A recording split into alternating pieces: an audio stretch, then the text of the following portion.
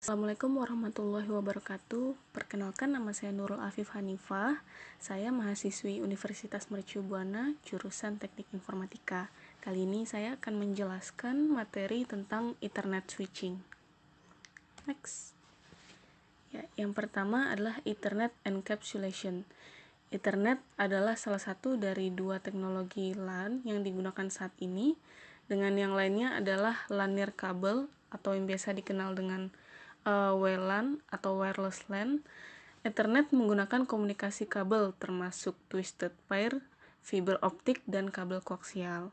Ethernet beroperasi pada lapisan data link dan lapisan fisik. Ini adalah keluarga teknologi jaringan yang didefinisikan dalam standar IEEE 802.2 dan 802.3. Ethernet mendukung bandwidth data sebagai berikut. Yang pertama 10 MB per second, yang kedua 100 MB per second, yang ketiga 1000 MB per second atau 1 GB per second. Lalu yang keempat ada 10.000 MB per second atau 10 GB per second. Lalu 40.000 MB per second atau 40 GB per second. Dan yang terakhir 100.000 MB per second atau 100 GB per second. Next. Data link sublayer. Protokolan atau MAN IEEE 802 termasuk Ethernet menggunakan dua sublayer terpisah dari lapisan data link untuk beroperasi. Mereka adalah Logical Link Control atau LLC dan Media Access Control atau MAC, seperti yang ditunjukkan pada gambar berikut. Yang ke-1 LLC sublayer. Ini berkomunikasi antara perangkat lunak jaringan di lapisan atas dan perangkat keras di lapisan bawah. Ini menempatkan informasi dalam frame yang mengidentifikasikan protokol lapisan jaringan mana yang digunakan untuk bingkai atau frame. Informasi ini memungkinkan beberapa protokol layer 3 seperti IPv4 dan IPv6 menggunakan antarmuka atau interface jaringan dan media yang sama. Yang kedua adalah sublayer MAC. Sublayer ini IEEE 802.3, 802.11 atau 802.15 misalnya, diimplementasikan dalam perangkat keras dan bertanggung jawab atas enkapsulasi data dan kontrol akses media. Ini memberikan pengalamatan lapisan tautan data dan terintegrasi dengan berbagai teknologi lapisan fisik. Next. Lalu berikutnya adalah MAC sublayer. MAC sublayer ini bertanggung jawab atas enkapsulasi data dan mengakses media. Seperti yang bisa kita lihat pada gambar di sebelah kanan, sublayer MAC IEEE 802.3 mencakup spesifikasi untuk berbagai standar komunikasi Ethernet atas berbagai jenis media termasuk tembaga dan fiber. Next. Berikutnya adalah Ethernet frame field.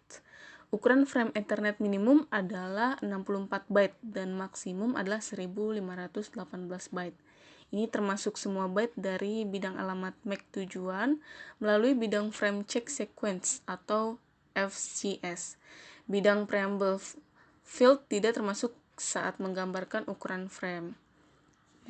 Bisa kita perhatikan di gambar, setiap frame dengan panjang kurang dari 64 byte dianggap sebagai collision fragment atau run frame dan secara otomatis dibuang oleh stasiun penerima. Bingkai atau frame dengan lebih dari 1500 byte data dianggap jumbo atau baby giant frame. Next. Berikutnya adalah MAC address dan heksadesimal. Sistem penomoran heksadesimal menggunakan angka 0 hingga 9 dan huruf A hingga F. Materi ini sudah saya jelaskan sebelumnya di materi sistem bilangan. Lalu alamat MAC Ethernet terdiri dari nilai biner 48 bit. Heksadesimal digunakan untuk mengidentifikasi alamat Ethernet karena satu digit heksadesimal mewakili 4 bit biner. Oleh karena itu, alamat MAC Ethernet 48 bit dapat diekspresikan hanya menggunakan 12 nilai heksadesimal. Angka tersebut membandingkan nilai desimal dan heksadesimal setara untuk biner 0000 hingga 1111. Next. Ya. Mengingat bahwa 8 bit atau 1 byte adalah pengelompokan biner yang umum, biner 00000000 hingga 11111111 dapat direpresentasikan dalam heksadesimal sebagai rentang 00 hingga FF, seperti yang ditunjukkan pada gambar berikut. Ya, karena saat menggunakan heksadesimal, angka 0 di depan selalu ditampilkan untuk melengkapi representasi 8 bit. Misalnya dalam tabel nilai biner 00001010 dalam heksadesimal sebagai 0A.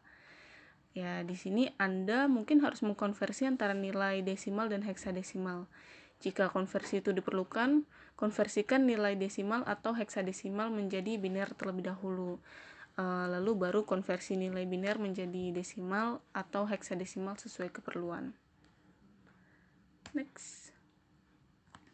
Berikutnya adalah Ethernet MAC address. Alamat MAC Ethernet adalah alamat 48 bit yang diekspresikan menggunakan 12 digit heksadesimal, seperti yang ditunjukkan pada gambar. Karena byte sama dengan 8 bit, kita juga bisa mengatakan bahwa alamat MAC panjangnya 6 byte. Ya, kita bisa lihat diagram di atas menunjukkan bahwa alamat MAC terdiri dari totalnya itu adalah 48 bit. Ya, ini adalah 48 bit. Ini adalah alamat MAC-nya. 48 bit ini dapat dibagi menjadi 12 pengelompokan 4 bit. Nih.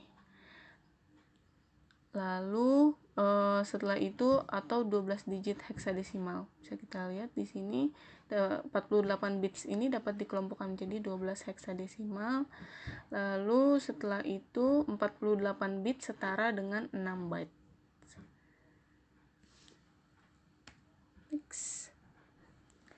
Ya, alamat MAC Ethernet terdiri dari 6 kode OUI vendor heksadesimal, diikuti oleh nilai yang ditentukan oleh vendor 6 heksadesimal, seperti yang ditunjukkan pada gambar berikut. Ya, di sini vendor bertanggung jawab untuk memastikan bahwa tidak ada satupun perangkatnya yang diberi alamat MAC yang sama. Namun, ada kemungkinan alamat duplikat MAC karena ada kesalahan yang dibuat selama pembuatan. Kesalahan yang dibuat dalam beberapa metode implementasi mesin virtual atau modifikasi yang dilakukan oleh salah satu dari beberapa alat perangkat lunak. Ya, di sini contohnya Cisco perlu menetapkan alamat MAC yang unik untuk perangkat baru.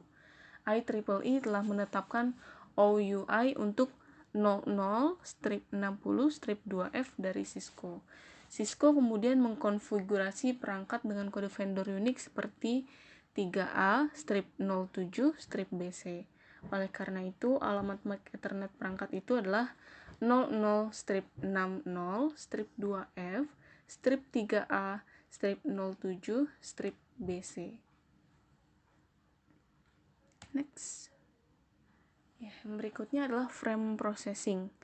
Saat komputer dinyalakan, NIC menjalin alamat MAC-nya dari ROM ke dalam RAM. Saat suatu perangkat meneruskan pesan ke jaringan Ethernet, header Ethernet mencakup yang pertama adalah source MAC address. Ini adalah alamat MAC dari perangkat sumber NIC. NIC. Yang kedua adalah alamat MAC tujuan. Ini adalah alamat MAC perangkat tujuan NIC. Ya, di sini ketika frame NIC menerima frame Ethernet, itu memeriksa alamat MAC tujuan dan lihat apakah itu cocok dengan alamat MAC fisik yang disimpan dalam RAM. Jika tidak ada kecocokan, perangkat membuang frame. Jika ada kecocokan, ia melewati frame ke atas lapisan OSI, di mana proses enkapsulasi ini berlangsung. Ya, di sini adalah gambar ilustrasinya. Jika ya tidak ada kecocokan, maka ia akan membuangnya karena tujuan dari PC H1 adalah mengirim data ke H3. Maka PC H2 dan H4 akan menolaknya karena tidak cocok. Ya, yang berikutnya adalah unicast MAC address. Dalam Ethernet, alamat MAC yang berbeda digunakan untuk layer 2, unicast, broadcast, dan komunikasi multicast. Alamat MAC unicast adalah alamat unik yang digunakan ketika frame dikirim dari satu perangkat transmisi ke perangkat tujuan tunggal. Ya, dalam contoh yang ditunjukkan oleh gambar berikut, host dengan alamat IPv4 192.168.1.5 sumbernya meminta halaman web dari server alamat di IPv4 unicast. Ya, yang ini dengan IP address-nya itu 192.168.1.200. Agar paket unicast dikirim dan diterima, alamat IP tujuan harus di header paket IP. Alamat MAC tujuan yang sesuai juga harus ada di header frame Ethernet. Alamat IP dan alamat MAC bergabung untuk mengirimkan data ke satu host tujuan tertentu. Proses yang menggunakan host sumber untuk menentukan alamat MAC tujuan yang terkait dengan alamat IPv4 dikenal dengan sebagai Address Resolution Protocol atau yang disingkat ARP. Proses yang menggunakan host sumber untuk menentukan alamat MAC tujuan yang terkait dengan alamat IPv6 dikenal sebagai Neighbor Discovery atau yang disingkat ND. Next. Yang berikutnya adalah broadcast MAC address. Frame broadcast Ethernet diterima dan diproses oleh setiap perangkat di LAN Ethernet. Fitur broadcast Ethernet adalah sebagai berikut. Yang pertama, memiliki alamat MAC tujuan FF, strip FF, strip FF, strip FF, strip FF, strip FF dalam heksadesimal atau 48 orang dalam biner. Yang kedua, membanjiri semua port switch Ethernet kecuali port yang masuk. Yang ketiga, itu tidak diteruskan oleh router. Ya, jika data yang dienkapsulasi adalah paket broadcast IPv4, ini berarti paket tersebut berisi alamat IPv4 tujuan yang memiliki semua atau 1S di bagian host. Penomoran dalam alamat ini berarti bahwa semua host di jaringan lokal atau domain broadcast akan menerima dan memproses paket. Sini bisa kita lihat dari PC H1 ingin mengirimkan ke semua hostnya. Di sini kita bisa lihat bahwa pesannya itu terkirim ke semua destination host group. Di sini host sumber mengirim paket broadcast IPv4 ke semua perangkat di jaringannya. Alamat tujuan IPv4 adalah alamat broadcast 192.168.1.255.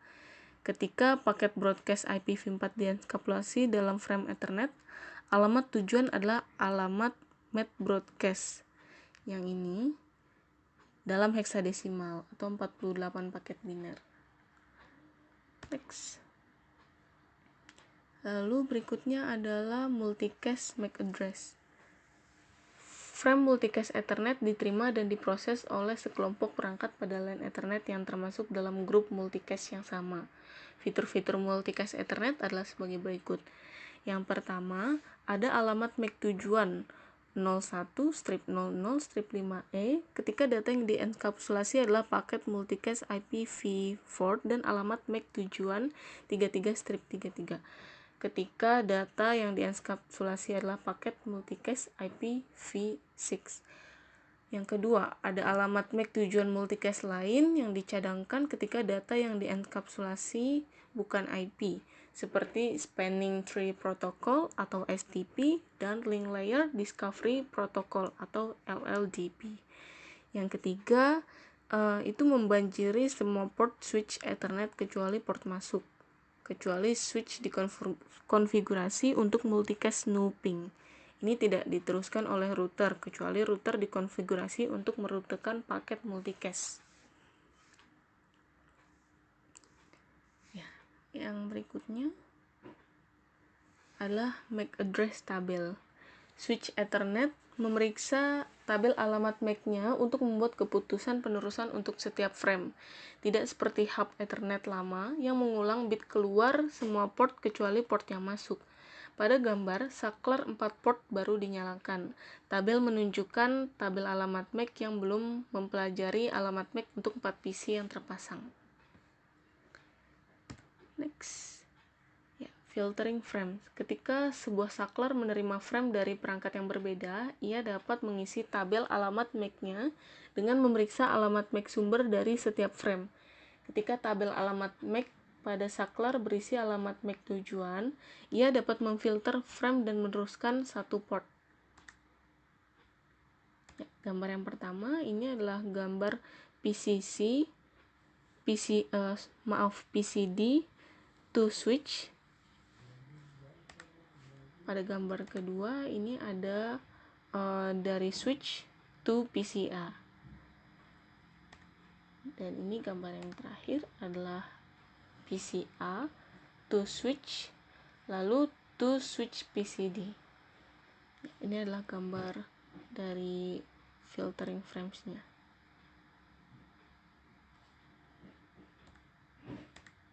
Ya, sekian presentasi dari saya. Apabila ada penjelasan yang salah, apabila ada kata-kata yang salah, saya mohon maaf. Terima kasih atas perhatiannya. Wassalamualaikum warahmatullahi wabarakatuh.